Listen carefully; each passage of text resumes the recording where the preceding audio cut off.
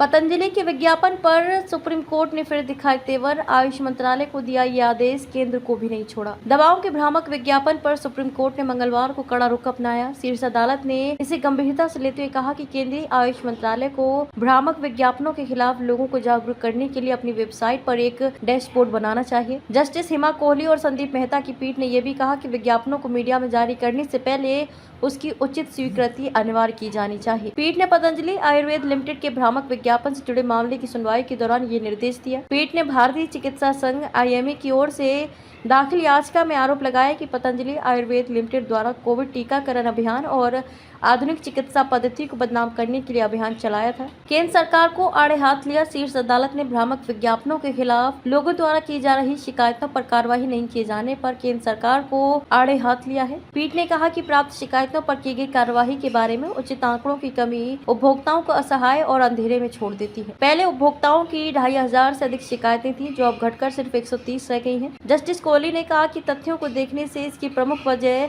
इस तरह की शिकायतों से निपटने के लिए समुचित शिकायत निवारण तंत्र का प्रचार प्रसार नहीं किया जाना मालूम होता है। आयुष मंत्रालय 2 सप्ताह में हलफनामा दे। पीठ ने कहा कि ये आंकड़े औषधि एवं प्रसाधन सामग्री अधिनियम के तहत अभियोजन के मुद्दे सुलझाने में भी मदद कर सकता है। इससे पहले पीठ को बताया कि कई राज्यों में भ्रामक विज्ञापनों से संबंधित कई शिकायतें दूसरे राज्यों को भेज दी गई थी, क्योंकि उन उत्पादों का निर्माण करने वाली कंपनियां वहीं स्थित थी। पीठ ने इस बारे में केंद्रीय आयुष मंत्रालय को 2 सप्ताह में हलफनामा दाखिल करने का आदेश दिया है। 14 उत्पादों के बारे में 2 सप्ताह में निर्णय ले राज्य सरकार। सुप्रीम कोर्ट ने उत्तराखंड सरकार को पतंजलि व दिव्य फार्मेसी के 14 उत्पादों के बारे में 2 सप्ताह में निर्णय लेने का आदेश दिया। उत्तराखंड राज्य लाइसेंसिंग प्राधिकरण SLA ने 15 अप्रैल को पतंजलि आयुर्वेद लिमिटेड और दिव्य फार्मेसी के 14 उत्पादों के विनिर्माण लाइसेंस निलंबित कर दिए थे। हालांकि बाद में उच्च स्तरीय समिति की जाँच रिपोर्ट के बाद निलंबन आदेश 1 जुलाई को रद्द कर दिया। सुप्रीम कोर्ट में मंगलवार को सुनवाई के दौरान याचिकाकर्ता IMA ने निलंबन आदेश रद्द की जानकारी पीठ को दी। इसके बाद